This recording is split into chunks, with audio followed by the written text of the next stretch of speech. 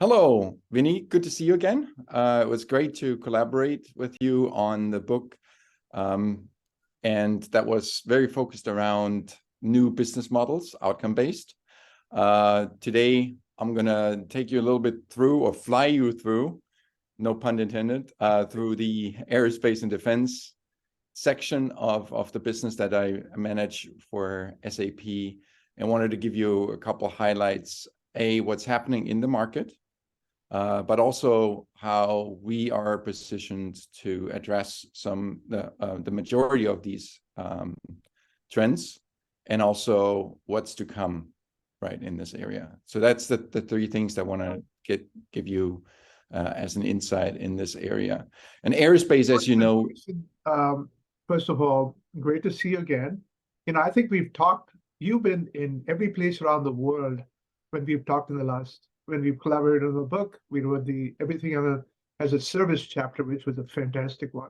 It was a lot of fun, really. So thank you again, and I'm looking forward to this. Said some of the big challenges that are out there on the commercial side, you probably read it from the two major OEMs, Boeing and Airbus, is really the supply chain visibility. Can the supply chain keep up with the production rates that they're looking for? On the defense side, it's all about keeping the data in the processes secure. On the space side, it's all getting everybody connected, because your lot rates that you're producing are really small, and therefore it's it's more of an engineer to order business, and therefore a lot of the engineers create good products, but when they start to scale, they realize they need to have a back end. So all of this resides to having the right data, making the right decisions, because it's not just anymore about just producing, but it's producing the right cost and the right time. And that requires data, and that requires insights, and that requires the knowledge of the industry, the processes, and interconnect them. We have a couple of big challenges in there. As I stated, a lot of engineer knowledge, and that very much focus on the product usually in the past. Now we've seen in the last couple of years the trend that companies starting to realize that they need to have an ERP or a data-driven or an intelligent, basically, environment so they can work in it. And the reason why we're so excited in this space and share with you a couple things is because we're immensely well positioned, because we have the middle layer. That's the really great area of the SAP strength, where we can provide all the transactional layers with the business processes, where we do an end-to-end. But we also have several industry-specific capabilities. That's the top part. And in the bottom part, we have the interconnectivity and the extension of the business transformation platform, right? Where a lot of our companies that we work with really extend their processes, their capabilities, and their industry-specific capabilities in that area. And we have a lot of partners that also connect through this area in there.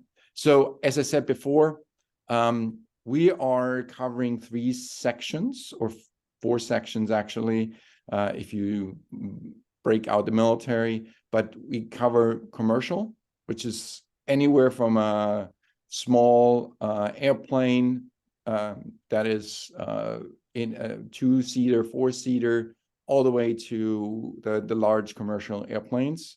On the military sector, we cover everything from the flying equipment to ships in between.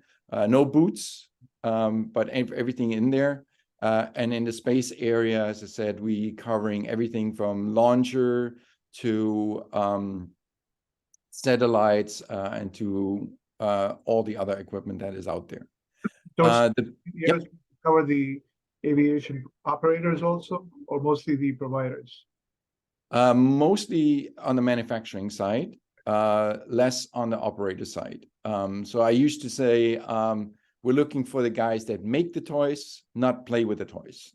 The point, we actually work very closely with those industries, because we need to understand what their customers need so that we can provide from a manufacturing perspective all the data and insights into it. So we look very much, as you see over here, close connections to the airlines, the cargo operators, and transport areas.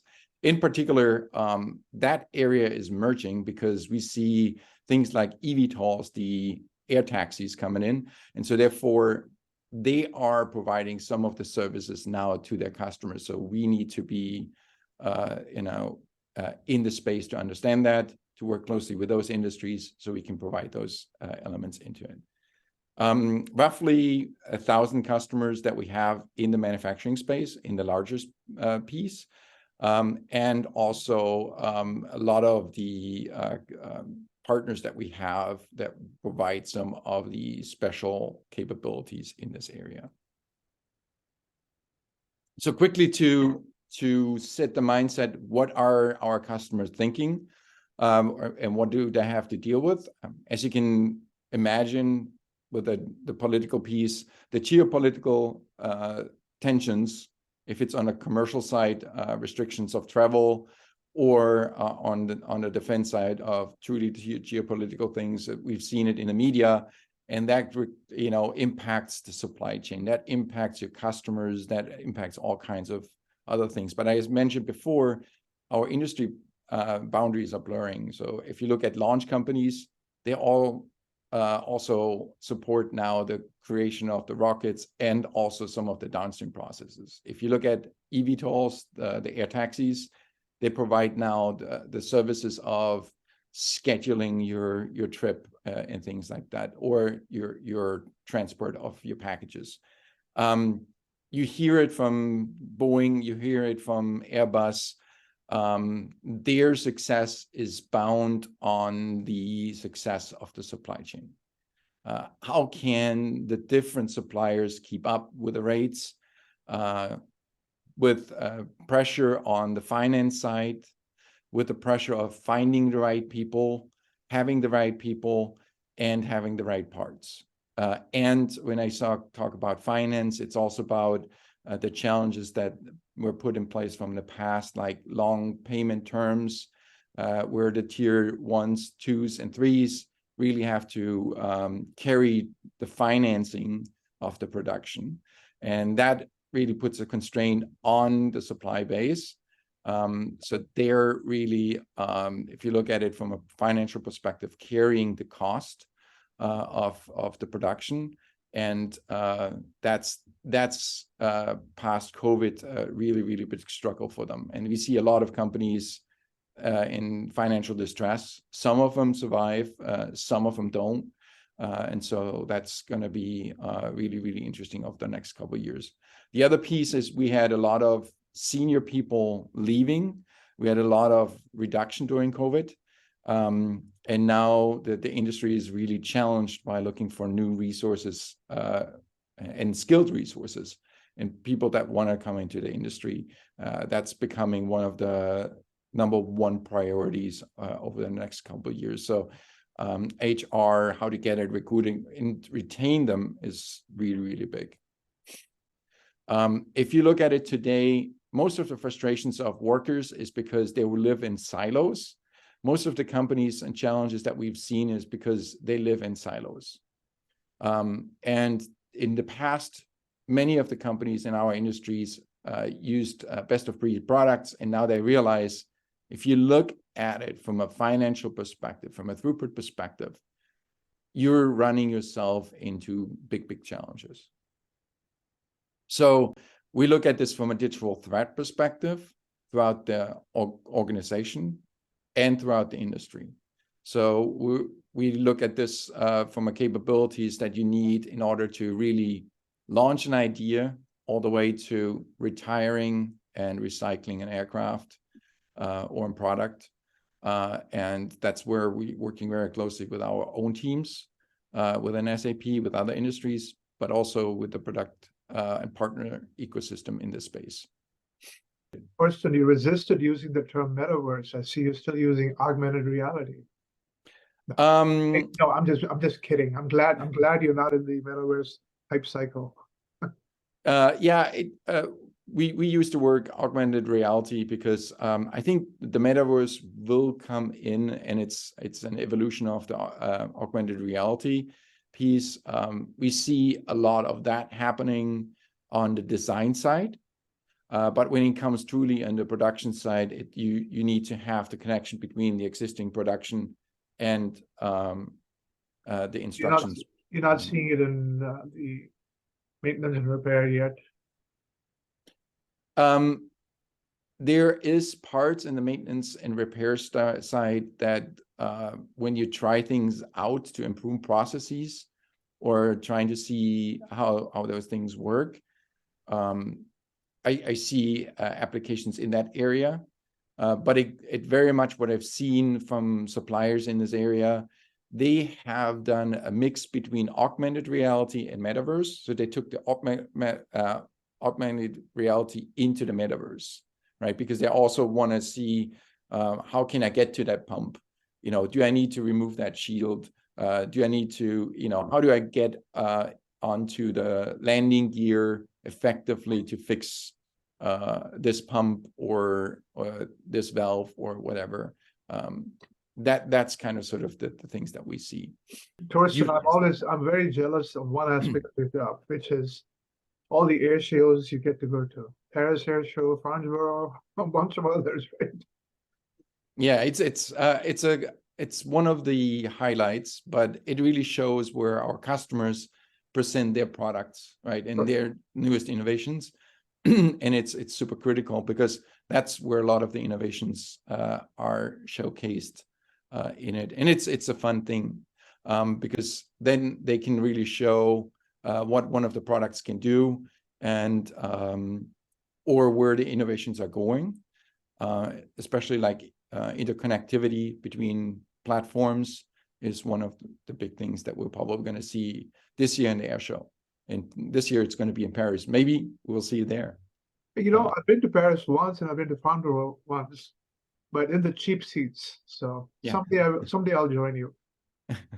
Absolutely. We'll make the right connections with our partners like Siemens as well as Accenture and all the other partners that are out there. And to some of the other capabilities from a design perspective, as I said and shared with you, the critical part is the digital thread, right? How do you orchestrate the data from the left, from design, all the way through production, through the supply chain, through costing?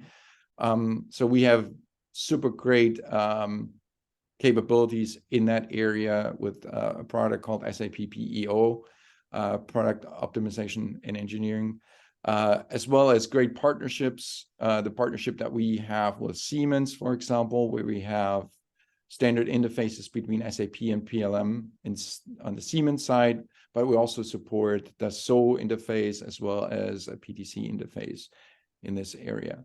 But we also have our great. Are digital twins pretty big in the design phase or operations phase? Absolutely. And here's a little bit of a myth that I want to break. The digital twin definition was designed or shaped very much by PLM providers. But when you look at a lot of the earlier definition of digital twin, that was really much the definition of what the PLM providers as capabilities have.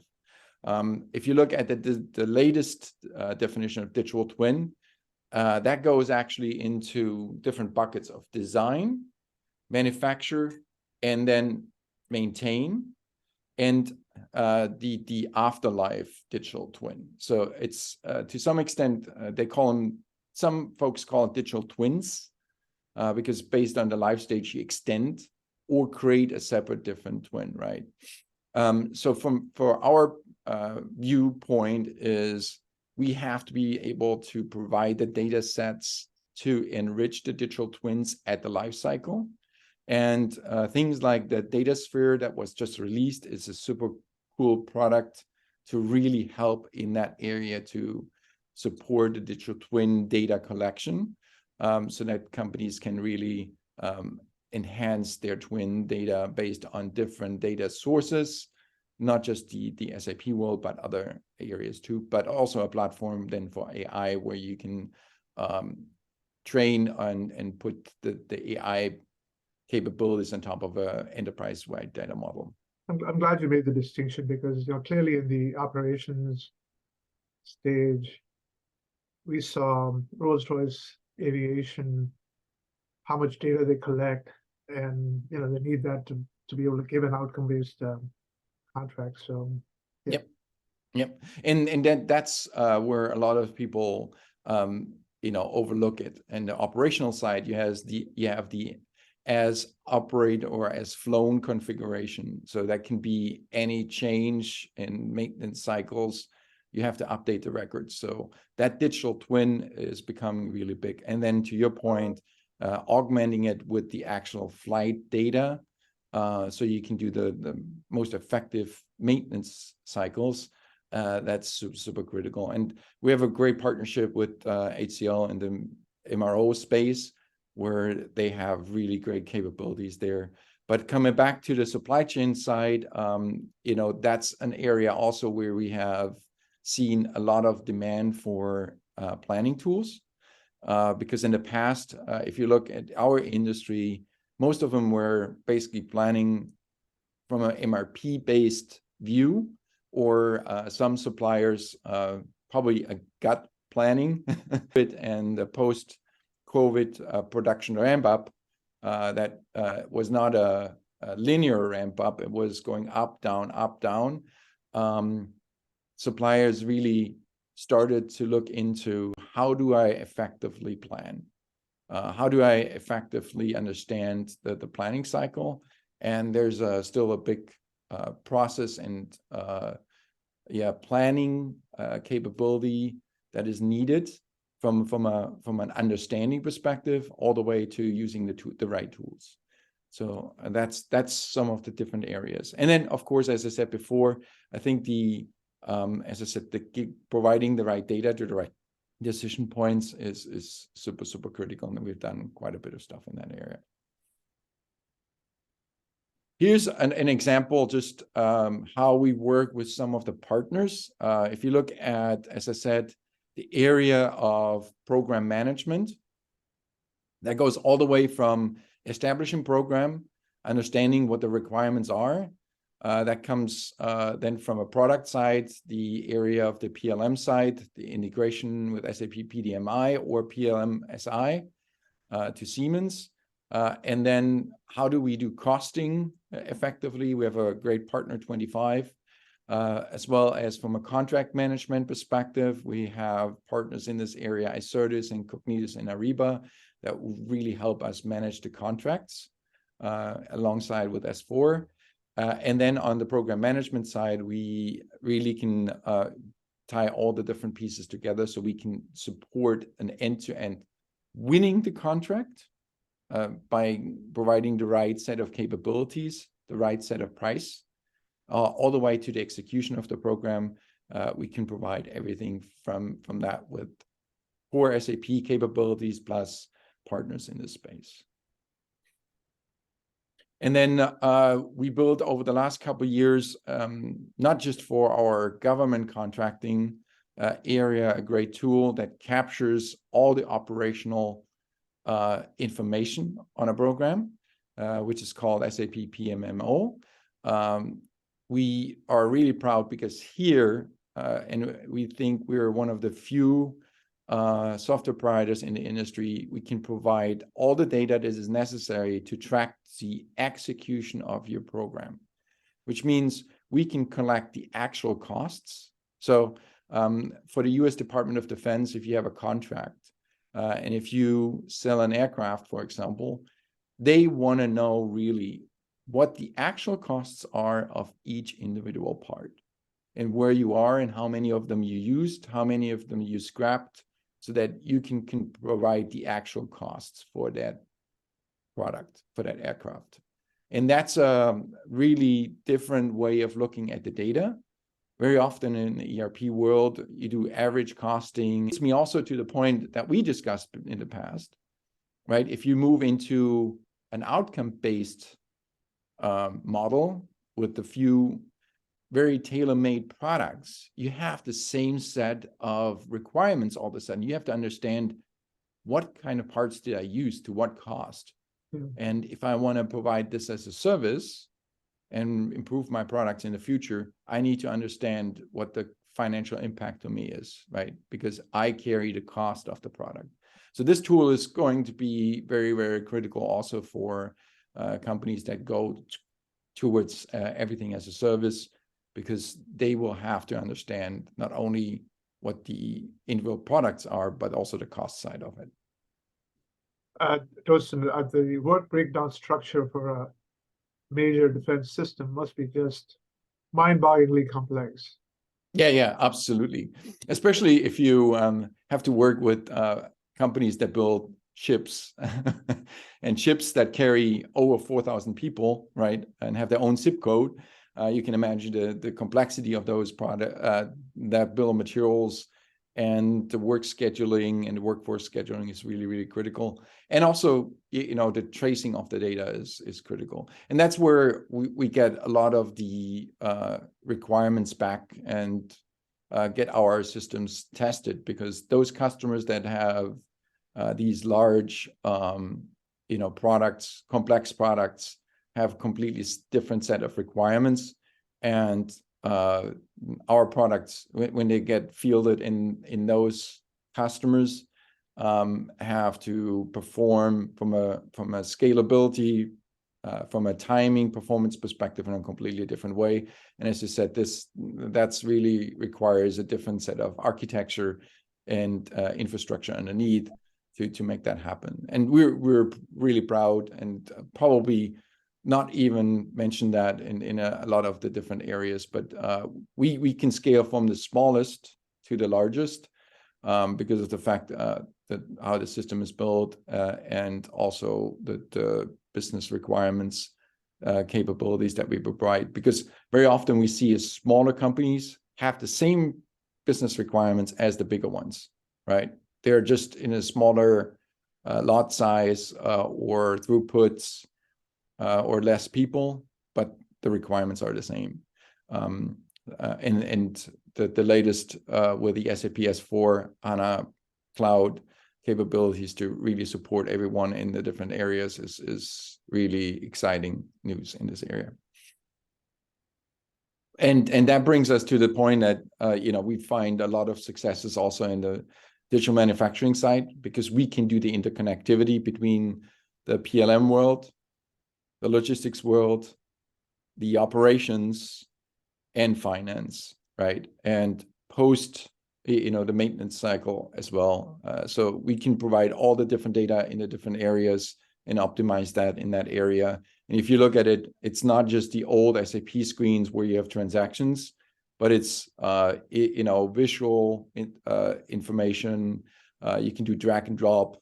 You can manage the EBOM to MBOM conversions completely seamlessly in that area with cost impact, schedule impact, right? Those kind of things where we separate us from all the PLM MES providers in that space. So that's some of the really cool things that we built over the last couple of years. When you look at Industry 4.0 concepts, aerospace tends to be a little cautious, right? Because they have so many regulatory requirements. Are you finding robotics and sensors and all that have become part of the aerospace industry manufacturing, or they're still a little lagging? No, in the last couple of years, you saw a lot of the newer machines, newer robots that did riveting around the fuselage, and they take their own data while they drill the holes, and capture that information. You have a lot of the processes automated now through robots and other capabilities, and layering wires and things like that with sensors and augmented reality. You see more and more over the last couple of years of newer technologies coming in with sensors. Also, visual inspection is a big area in our industry, specifically because you can find the smaller defects with visual inspections much faster than probably with the naked eye of a human. And so over the last couple of years, especially just started pre-COVID, there was a lot of push in the industry to do more automation. And now with a missing workforce, that's going to accelerate even further, right? If you manage the process between the PLM world and the engineer in the production and logistics world effectively, not only from a small product, but from a bigger product, that's going to be super critical in your throughput management, right? If you understand how any of the changes that come from an engineering BOM move into the manufacturing BOM and what the impact is on the shop floor and your logistics and your quality process and your cost, that makes you well positioned in the industry. And that's where we have done quite a bit of work in the last couple of years, because we've seen the area that companies just pushed engineering changes through and then later on realized the cost of it, right?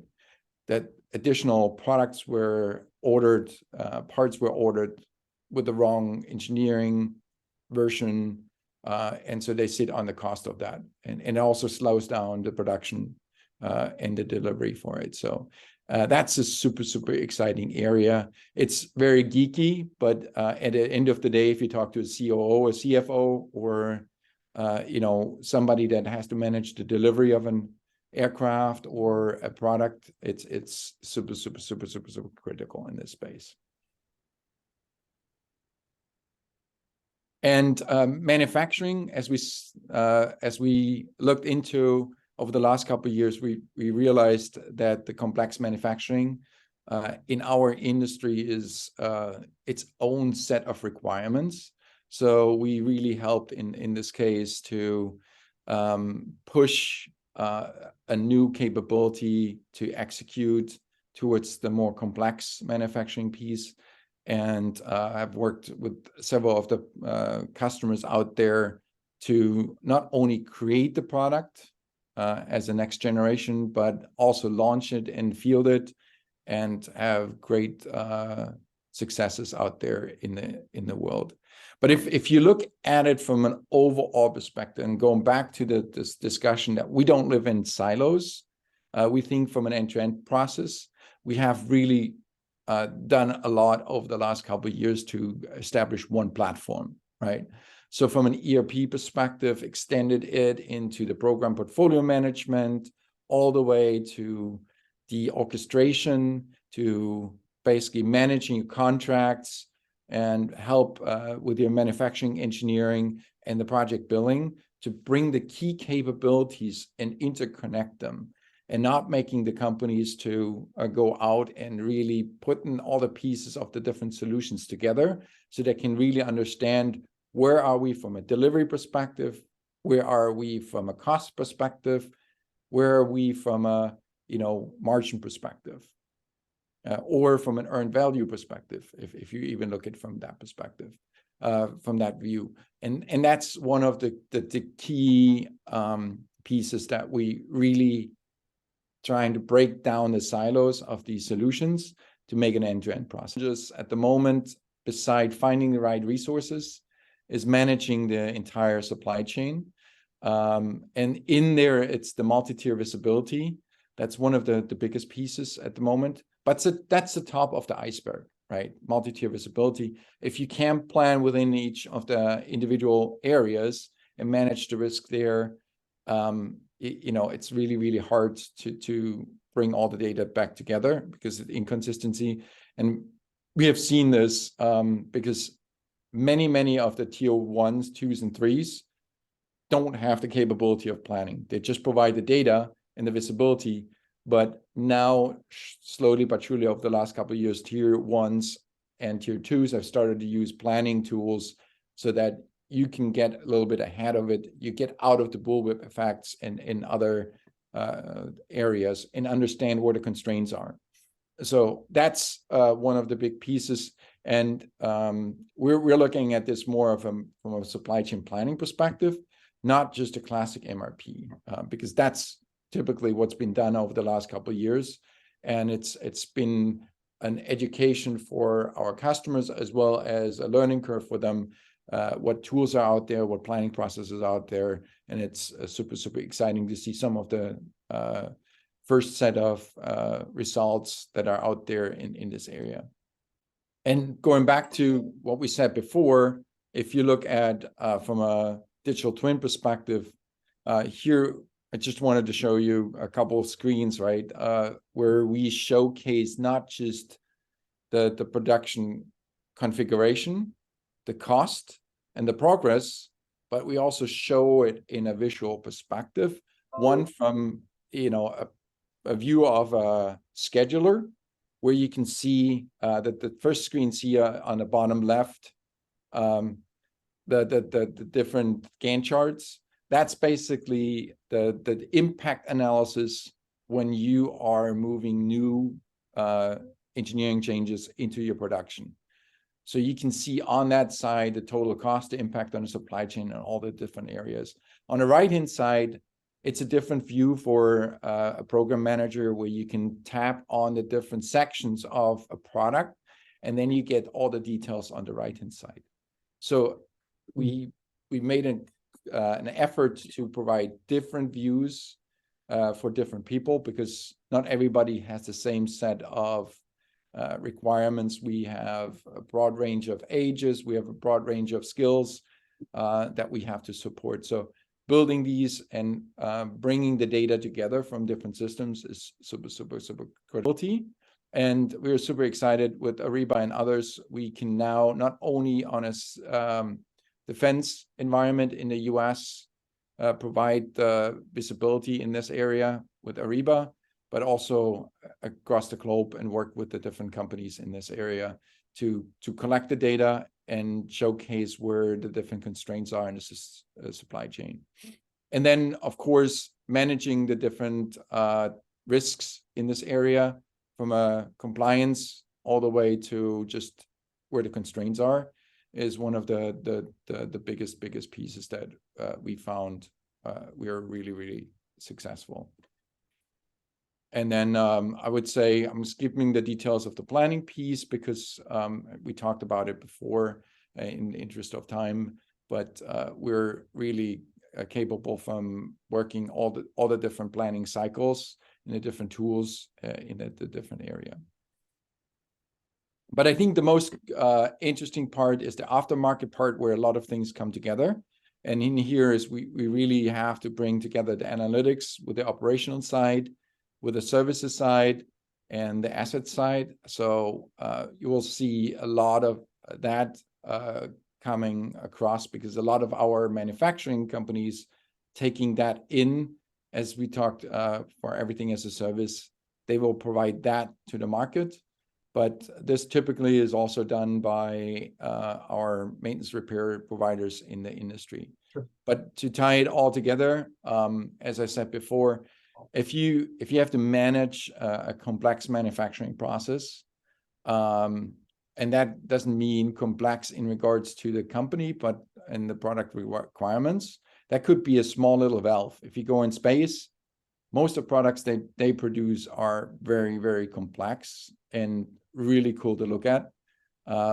And they have the same requirements as if you would build a launch vehicle. So from that perspective, it's all bringing it together, and it's going back to the fact of we need to capture the right data, provide the right tools to make it easy to consume and easy for the workforce to navigate in. And then, of course, they have to have the right set of data points that they can make the right decisions in it. And so that's really, really going to be critical in regards to be successful in A&D.